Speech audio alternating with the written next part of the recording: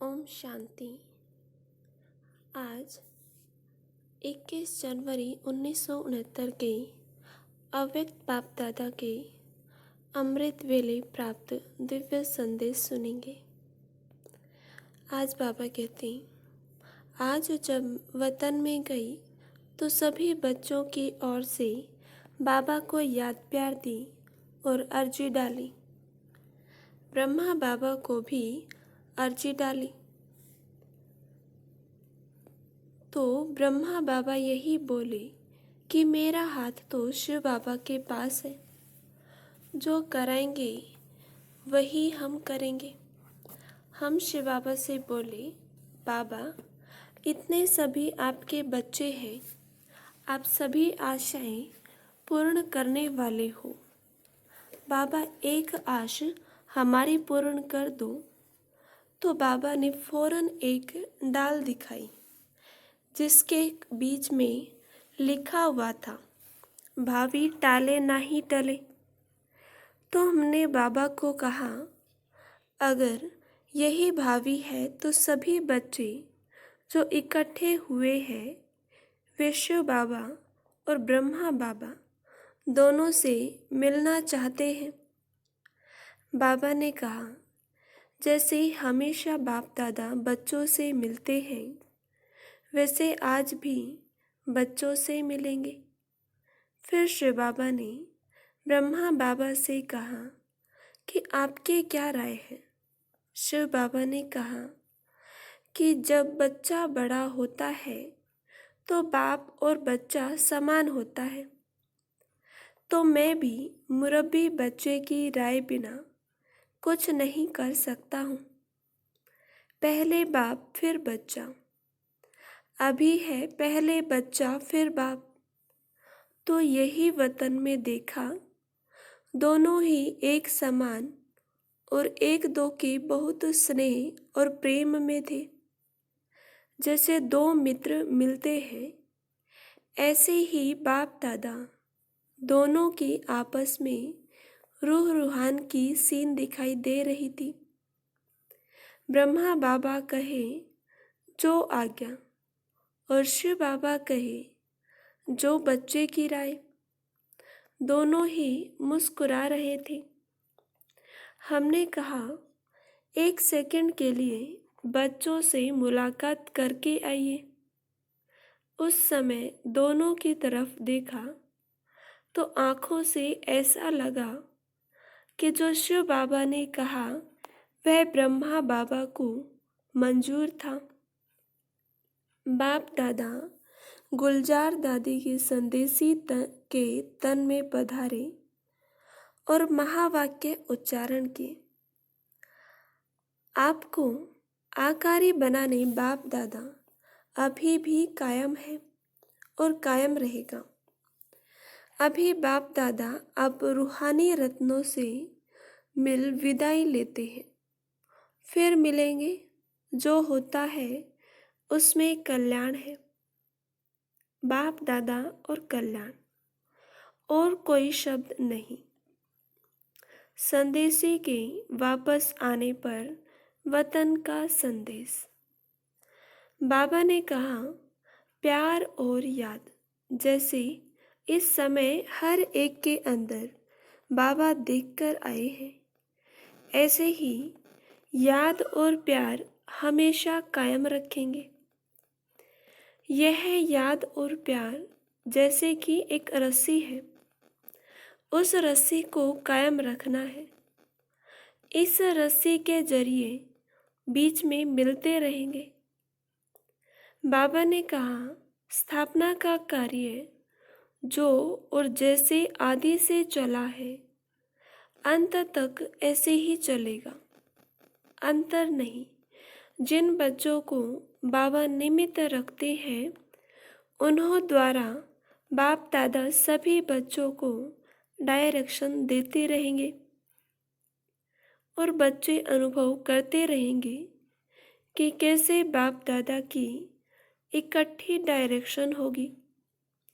संगम युग पर बाप दादा दोनों को अलग नहीं होना है। बाबा ने कहा, सभी को दो शब्द कहना, अटल और अखंड। यह बाप दादा दोनों की सौगात है। जैसे कोई बड़े लोग कहाँ जाते हैं तो सौगात देते हैं, ऐसे बाप दादा दोनों ही दो शब्दों की सौगात देते हैं, अटल और अखंड। इसे बुद्धि की रूपी तिजोरी में ऐसा रखें जो कितना भी कोई चुराने की कोशिश करे तो भी सौगात साथ रहे। फिर बाबा ने कहा, अब थोड़े समय के लिए विदाई लेता हूँ, फिर जैसे जैसे कार्य होगा डायरेक्शन देता रहूँगा। फिर बाबा के सुनते हैं 21 जनवरी 1969 के अव्यक्त मधुर महावाक्य।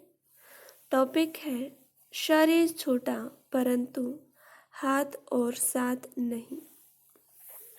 आज बाबा कहते, सभी अव्यक्त मूर्त हो बैठे हो। व्यक्त रूप में रहते अव्यक्त स्थिति में रहना है। जब अव्यक्त स्थिति में स्थित हो जाएंगे तो उस अव्यक्त स्थिति में कोई उलझन नहीं रहेगी। वर्तमान समय चल रही सभी पार्ट आप बच्चों को अति शीघ्र अव्यक्त बनाने के साधन है। डगमग होने की जरूरत नहीं। शुरू में यह की स्थापना भी अनायास ही हुई थी। जब आप शुरू में यज्ञ की स्थापना में आए थे तो आप सभी से निश्चय के पत्र लिखाए थे। यही निश्चय लिखाते थे कि अगर ब्रह्मा चला जाए तब भी हमारी अवस्था, हमारा निश्चय अटल रहेगा। यह निश्चय पत्र याद है? निश्चय उसको कहा जाता है जिसमें किसी भी प्रकार का, किसी भी स्थिति अनुसार विघ्न के समय संशय नहीं आता। परिस्थितियां तो बदलनी ही है, बदलती ही रहेंगी, लेकिन आप जैसे गीत गाते हो ना, बदल जाए दुनिया न बदलेंगे हम तो ऐसे ही आप सभी निश्चय बुद्धि आज के संगठन में बैठे हुए हो। आपकी मम्मा आप सबको कहा करती थी कि निश्चय के जो भी आधार अब तक खड़े हैं वह सब आधार निकलने ही है, और निकलते हुए भी उसकी नींव मजबूत है। अगर नींव मजबूत नहीं तो आधार की आवश्यकता है। आधार कौन सा? बाबा का आधार, संगठन का आधार, परिवार के नियमों का आधार नहीं छोड़ना। परंतु परीक्षा के समय जो सीन सामने आती है उसमें निश्चय तो नहीं टूटा। निश्चय अटूट होता है, वह तोड़ने से टूटता नहीं। ऐसे ही निश्चय बुद्धि गले के हार है। क्या ब्रह्मा आपका बहुत प्यारा है? था नहीं परंतु है। तो क्या वह नहीं कहा करते थे? बातें तो सभी बोली हुई है, समय पर याद आना ही तीव्र पुरुषार्थ है। याद करो, वह भी आप बच्चों को मजबूत बनाने के लिए कहते थे। बाप दादा ने बच्चों का इतना श्रृंगार किया है, तो क्या बच्चे इतना श्रृंगारधारी नहीं बने हैं? एक दिन ऐसा समय आएगा जो इस बाप दादा के श्रृंगार को याद करेंगे। तो अभी वह समय है। पहले तो वह अपने को निरअहंकारी नम्र चित्त कहते हुए कई बच्चों को यह सुनाते थे कि मैं भी अभी संपूर्ण नहीं बना हूँ। मैं भी अभी निरंतर देही अभिमानी नहीं बना हूँ, लेकिन आपने अपने अनुभव के आधार से 3-4 मास के अंदर ध्यान दिया होगा, सम्मुख मिलने का सौभाग्य प्राप्त हुआ होगा, तो अनुभव किया होगा कि यह ब्रह्मा अब साकारी नहीं लेकिन अव्यक्त आकारी रूपधारी है। कुछ वर्ष पहले ब्रह्मा छोटी छोटी बातें सुनते थे, समय देते थे, लेकिन अब क्या देखा? इन छोटी छोटी बातों को न सुनने का कारण क्या था कि यह समय निरंतर याद में बीते। क्या आप बच्चों ने उनके तन द्वारा कभी नोट नहीं किया कि उनके मस्तक में सितारा चमकता हुआ नजर आता था? अव्यक्त स्थिति में जो होंगे, उन्होंने अव्यक्त मूर्त को जाना, पहचाना। जो खुद नहीं अव्यक्त अवस्था में रहते थे, उन्होंने अमूल्य रत्न को पूरी रीति नहीं पहचाना। अभी भी स्थापना का कार्य ब्रह्मा का है, न कि हमारा। अभी भी आप बच्चों की पालना ब्रह्मा द्वारा ही होगी। स्थापना के अंत तक ब्रह्मा का ही पार्ट है। अभी आप सभी बच्चे सोचते होंगे कि ब्रह्मा द्वारा पढ़ाई कैसे होगी। यूं तो वास्तव में अवस्था के प्रमाण कैसे, क्यों के क्वेश्चन उठना नहीं चाहिए, लेकिन कई बच्चों के अंदर प्रश्न तो क्या, लेकिन काफी हलचल का सागर शुरू हो गया है। यह पहला पेपर बहुत थोड़ों ने पास किया। कुछ तो धैर्य रखो। जब अविनाशी ज्ञान है, अविनाशी पढ़ाई है, तो फिर यह प्रश्नों की हलचल क्यों? फिर भी उसी हलचल को शांत करने के लिए समझा रहे। क्लास जैसे चलती है वैसे ही चलेगी। क्या सुनाएंगे? जो ब्रह्मा का तन मुकर्रर है, तो मुरली उसी के तन द्वारा जो चली है वही मुरली है। और संदेशियों द्वारा थोड़े समय के लिए जो सर्विस करते हैं, उनको मुरली नहीं कहा जाता है। उस मुरली में जादू नहीं है, बाप दादा की मुरली में ही जादू है।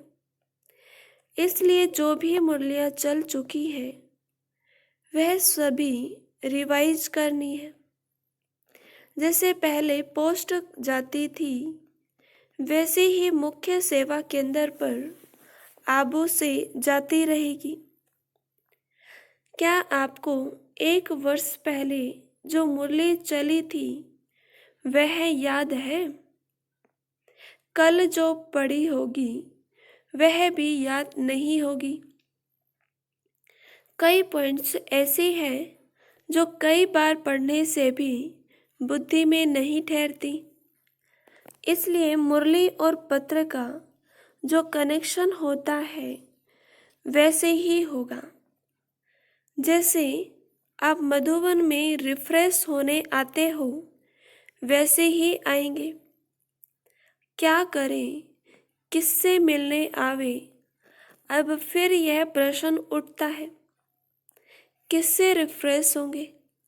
जो लकी सितारे हैं, अर्थात जो निमित्त मुख्य है, उनके साथ पूरा संबंध जोड़कर जो भी आपके सेवा केंद्र की रिजल्ट है, समस्याएं हैं, जो भी सेवा केंद्र की उन्नति है, जो भी नए नए फूल उस फुलवाड़ी से खिलते हैं, उनको भी संगठन का साक्षात्कार कराने मधुबन में ले आना है।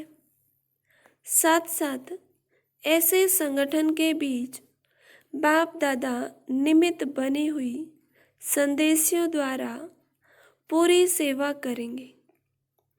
अभी कोई और प्रश्न रहा? आप सोचते होंगे कि लोग पूछेंगे कि आपका ब्रह्मा बाबा 100 वर्ष से पहले ही चला गया। यह तो बहुत सहज प्रश्न है, कोई मुश्किल नहीं। 100 के नज़दीक ही तो आयु थी। ये जो 100 वर्ष कहे हुए हैं यह गलत नहीं है। अगर कुछ रहा हुआ है तो आकार द्वारा पूरा करेंगे। 100 वर्ष ब्रह्मा की स्थापना का पार्ट है, वह तो 100 वर्ष पूरा होना ही है। लेकिन बीच में ब्रह्मा के बाद ब्राह्मणों का जो पार्ट है वह अब चलना है। ब्रह्मा ने ब्राह्मण किस लिए रचे? क्या ब्रह्मा अपनी रचना को देखेंगे नहीं? क्या आपको अब काम पर जिम्मेवारी का ताज नहीं देंगे तो सतयुग में देवता कैसे बनेंगे? यहाँ की जिम्मेवारी ही वहाँ की नींव डालती है। इसलिए जो भी आप बच्चों से प्रश्न करते हैं उन्हें यही उत्तर दो कि ब्रह्मा की स्थापना तो चलनी ही है। अभी बच्चों की पढ़ाई का समय बिल्कुल ही नज़दीक है। यह तो हर एक मुरली में मम्मा के बाद इशारा दिया। क्या पेपर में तिथि तारीख बताया जाता है? जो पहले से ही बताया जाए उसको क्या पेपर कहेंगे? पेपर वह होता है जो अचानक होता है। किसके मन में जो होता है वह अचानक नहीं होता है।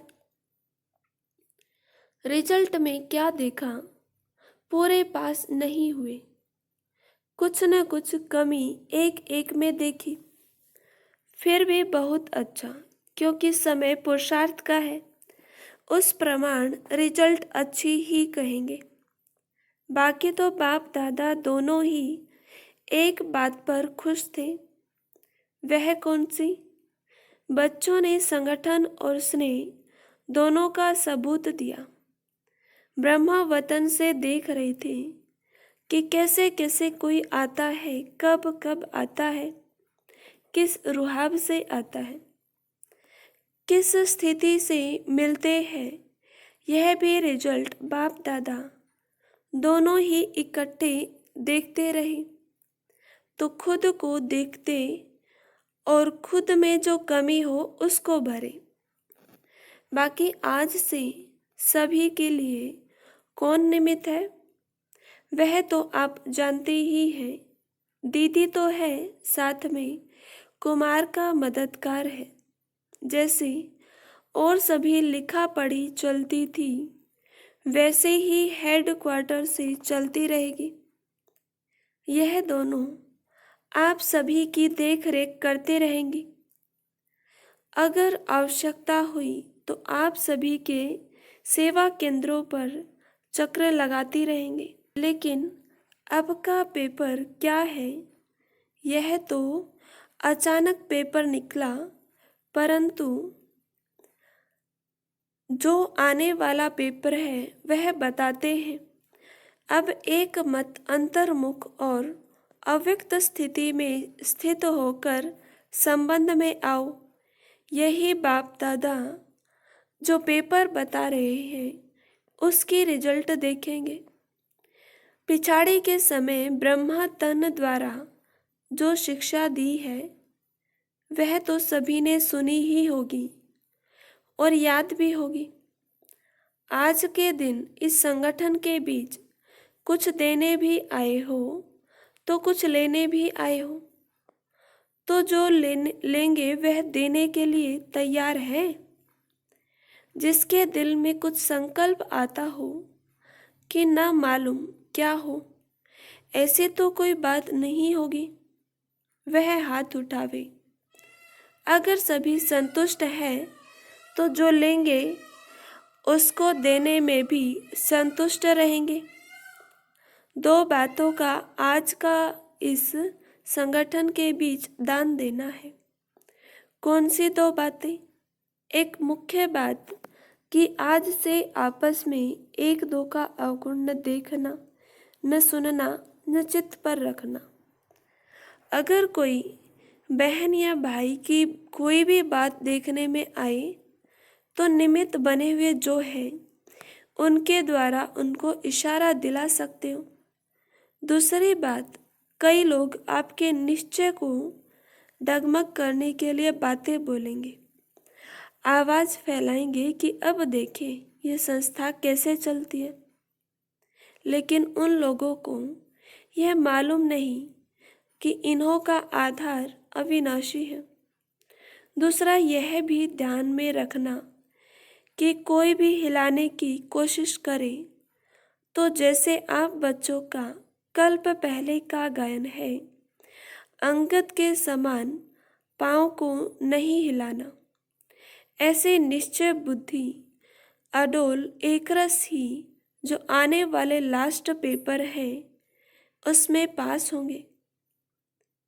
और ही ब्रह्मा द्वारा जो इतने ब्राह्मण रचे हैं, तो क्या बाप के जब बच्चे बड़े हो जाते हैं तो बाप रिटायर नहीं होता? अब ऐसे समझो कि बाप रिटायर अवस्था में भी आपके साथ है। आप बच्चों को कार्य देकर देखते रहेंगे। शरीर छोटा परंतु हाथ साथ नहीं छूटा। बुद्धि का साथ हाथ नहीं छूटा, वह तो अविनाशी कायम रहेगा। यह 2 बातें जो सुनाई, एक डगमग न होने का दान देना, दूसरा अवगुण न देखने का दान देना। अगर सभी बच्चे ये ध्यान दें, जबकि संकल्प कर चुके अर्थात दे चुके, संकल्प की हुई चीज कभी वापस नहीं ली जाती। अगर माया वापस लेने की कोशिश कराए भी तो यदि अपने ऊपर जांच होगी तो पास हो जाएंगे। अच्छा, ओम शांति। आगे की मुरली अगले पार्ट में। ऐसे ही अव्यक्त मुरली हर रोज सुनने के लिए इस चैनल को सब्सक्राइब करें।